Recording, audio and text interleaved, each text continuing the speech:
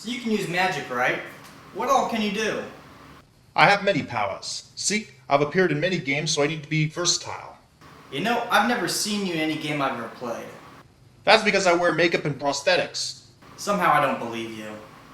I'll prove it to you. Pick me up and put me at your TV.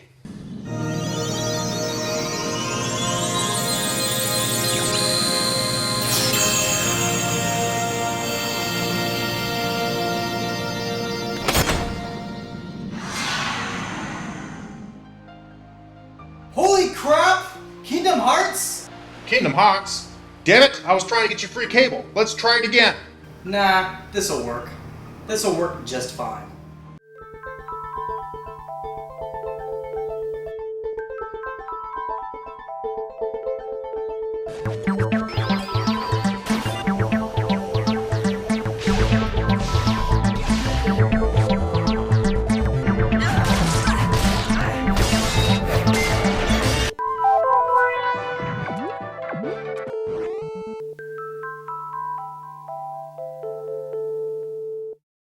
I have to admit, I'm somewhat of a Disney nerd.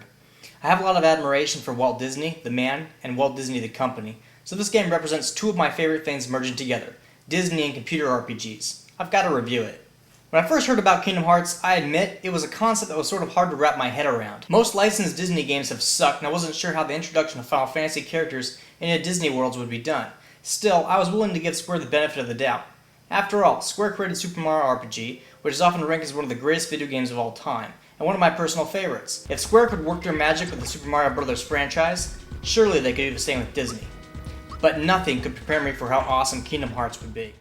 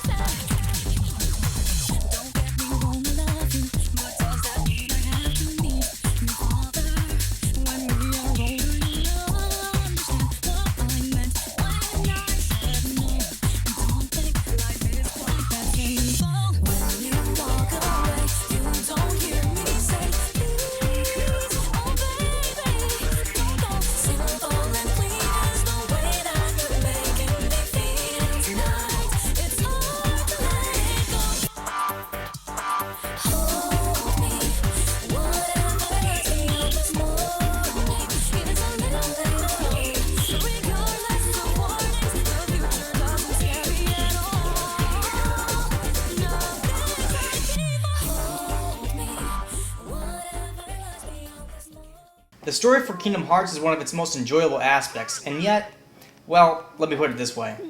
Imagine you are a huge Disney fan who lives and breathes their movies. One day, you decide to do all the cocaine in the world so you can play Final Fantasy 7, 8, and 10 back to back without any sleep. When you finally crash, the dream you have might be something like what the main character in this game experiences.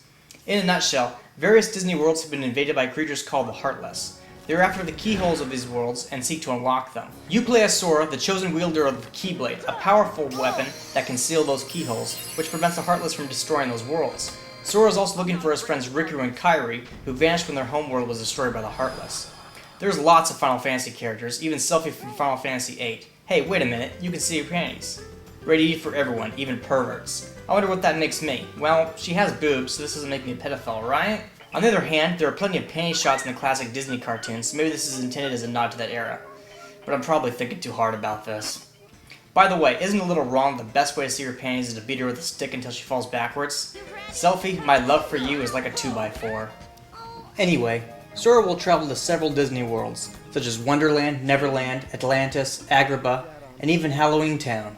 The Disney film plots are reimagined to fit into the Kingdom Hearts storyline, and they managed to fit pretty well. There is even a Tarzan's jungle level. Hey, I can see Jane's panties too! What the hell, Square? On the Final Fantasy side of things, we have Hollow Bastion, which, while not a location from any particular Final Fantasy game, is definitely a homage to the final dungeons found in many Final Fantasy games. Something I should mention is the presentation of the game, the music in particular. The soundtrack for this game is amazing. Every piece perfectly sets the mood. Graphically, the game manages to write a fine line that allows all the different Disney art styles to coexist. Even human characters tend to have big Mickey Mouse shoes and doe eyes, and in a way you can think of Sora as a human version of Mickey Mouse since they have a similar look. Now, modern Final Fantasy games are known for their minigames, and this element was carried over to Kingdom Hearts. The minigame here is a space shooter with gummy block ships, which you play every time you travel between different worlds. I suppose the gummy blocks are a reference to the late 80s Gummy Bear cartoon, but sadly the gummy bears themselves make no appearance. Now, my favorite level of the whole game is the 100 Acre Woods, where Winnie the Pooh and friends play minigames with you. It's a really nice touch and brings back a lot of my memories from the old Adventures of Winnie the Pooh cartoons. I believe Kingdom Hearts is one of the best examples on how to make an action RPG. This is due to a few crucial design elements. Firstly, the difficulty. The difficulty is about right. You don't struggle with the controls, and the bosses are challenging but not impossible. And a normal playthrough requires little to no grinding.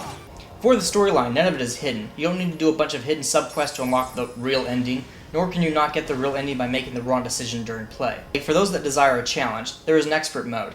Even during normal mode, there are challenges and the rewards are appropriate. Thirdly, the voice acting, the translation, and the storyline are perfect. Square put a lot of effort in getting most of the original voice actors for the Disney characters, and those who aren't the originals are voiced by people who do the TV series voices. As for the classic Disney characters such as Mickey and Donald, since most of them are dead, such as Walt Disney and Ducky Nash, they are instead voiced by the official Disney voice actors for these characters. There aren't many plot holes or funny moments that make you think things are out of place. Square manages to maintain the suspension of disbelief in the player, even though the two very different worlds of Final Fantasy and Disney are interacting together. Fourthly, the mechanics of the combat system are not hidden from the player. It is also very easy to understand and learn. Lastly, the level design is among Square's finest, which is even more amazing when you think of the painstaking effort the artists went to recreate many of the Disney environments as a video game. This game is definitely a work of love, and although Square is a huge company, I will dare to say that Kingdom Hearts is most likely the greatest fan-made game ever. Because if you really think about it, Kingdom Hearts is not just another licensed Disney game that was turned out in a couple months to meet a Christmas shopping season deadline. This was a game made by fans of Disney movies for other fans of Disney movies. Playing the game is a wonderful experience, and if you're a Disney fan but still holding out because you're afraid it's a little childish, well, I say you should treat the child in your heart. After all, that's what Walt would do.